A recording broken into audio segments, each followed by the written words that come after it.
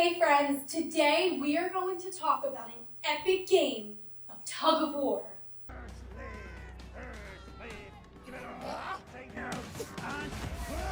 Well, kind of, sort of, not really. We talked about the Boston Tea Party and how the colonists were finally super united because they stood up to the bully that was the British Parliament for all of those unfair taxes and rules. Now, obviously, the British Parliament and the King are not going to let the colonists dump what would today equal over $1 million worth of tea and not just do anything. At first, we didn't know what to do with all the money. We tried burying it, shredding it, and burning it. They're going to want to get revenge, and they do so through the Intolerable Acts. Remember how we talked about tolerance and how that means to deal with something and kind of let it go even if you don't really agree with it? Well, the British Parliament passed the Intolerable Acts, and the colonists called them this because they were so bad that they could not tolerate them. The British wanted revenge for the Boston Tea Party. They wanted the colonists to be sorry for what they did. So, the Intolerable Acts did 4 things to mess with the colonists and basically ruin their lives. The first thing that the Intolerable Acts did was to close the port of Boston. No ships could come into Boston or out of Boston. This was a really big problem because colonists were getting supplies from England. So if no ships could come in and bring them supplies, they would eventually be starved out. In addition, they couldn't export anything either in order to make money. So basically, that would be like in my classroom if I never ever let you leave the room to use the bathroom or go to the nurse or anything. We're basically, well, quarantined. Fortunately, other colonies around Massachusetts helped Boston out by sending them food and supplies and other things that they needed. The second thing that the Intolerable Acts did was ban town meetings. Previously, colonists could call town meetings whenever they wanted. Now, they were only allowed to have a town meeting if the royal governor, who was working for the British, allowed them to. They couldn't call town meetings whenever they wanted. The reason why they did this was because the British government didn't want the colonists getting together and plotting to do some other kind of stunt like the Boston Tea Party. If you're familiar with Harry Potter and the Order of the Phoenix, Professor Umbridge does the same thing. She bans clubs and sports from having meetings unless they are approved by her because she's afraid that the students are going to rise up against her, which they did. Harry, what happens if Umbridge does wipe out? Who cares? I mean, it's sort of exciting, isn't it? Breaking the rules. Who are you and what have you done with Hermione Granger? And just like in Harry Potter, the colonists had secret meetings without permission to plan what to do next. The third thing that the Intolerable Acts did was they made it so that colonists who had committed crimes would now go on trial in Britain rather than in the colonies. Think about it this way. You know you have that one parent or fun grandparent that lets you get away with more than maybe somebody else does. In my case, my dad was the easier target than my mom.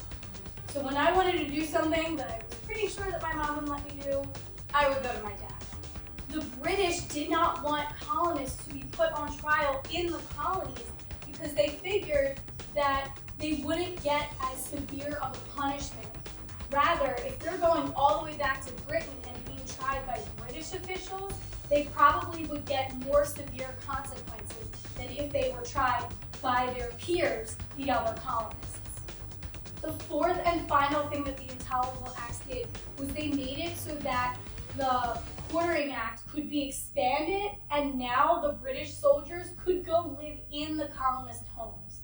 So basically, they could just come into your house, eat all your food, and you have to give them a bed with no pay. It's kind of like what my brother and sister do when they come over my house. But I like them. Now, here's where the tug of war comes in. Do you think the colonists are going to take this line down? Absolutely not. We're Americans. the Intolerable Acts, the colonists decided to hold an illegal meeting called the First Continental Congress. The First Continental Congress was where delegates or representatives from all the colonies, but Georgia, because they stink, got together and decided, what are we going to do about these intolerable acts? How are we going to respond? Before I tell you what went down at the First Continental Congress, it's time for 7-second trivia. Your question today is, where did the First Continental Congress take place? Is it A, New York, B, Boston, C, Dover, or D, Philadelphia?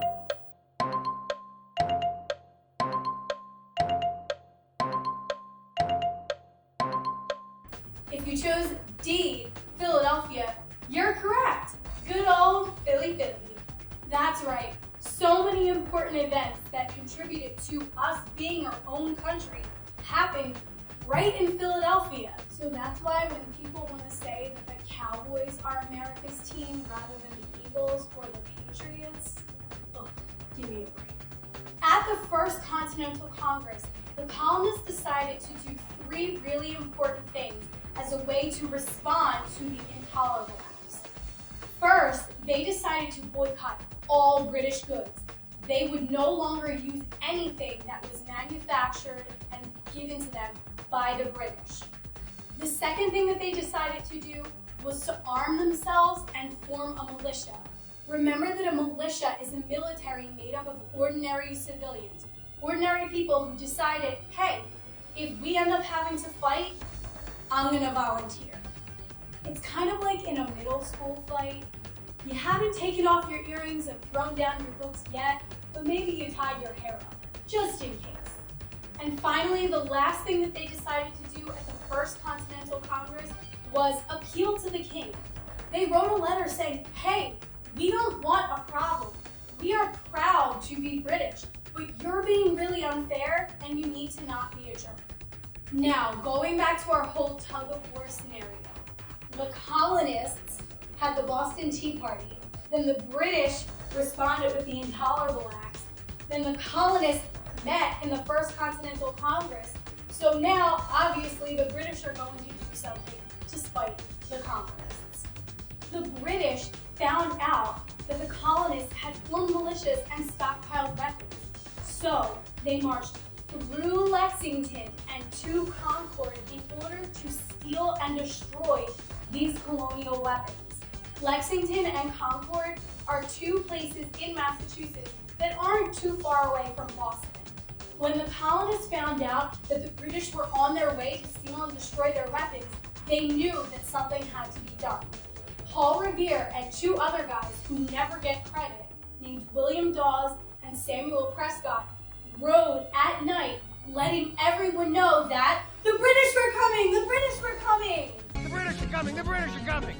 These men rode all around to alert the Minutemen, who were part of the colonial militia and had volunteered to be ready in a minute's notice. They quickly had to get up, get dressed, and try to head off the British soldiers so that they didn't take their weapons. The British marched through Lexington to Concord, where they were met by the Minutemen, who were ready to fight. They're not really clear which side fired their gun first, but it was probably the Americans. The Revolutionary War had officially begun with the Battle of Lexington and Concord.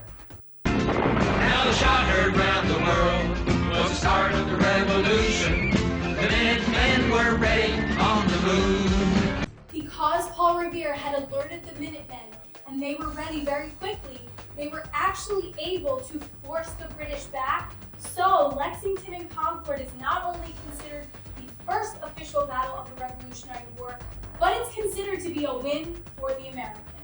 So when you think about it, it kind of is like a tug of war. Both sides are going back and forth and back and forth. So who's gonna win? Spoiler alert, it's the Americans, because, we're the United States of America now. USA! USA! USA! USA! But we'll get to that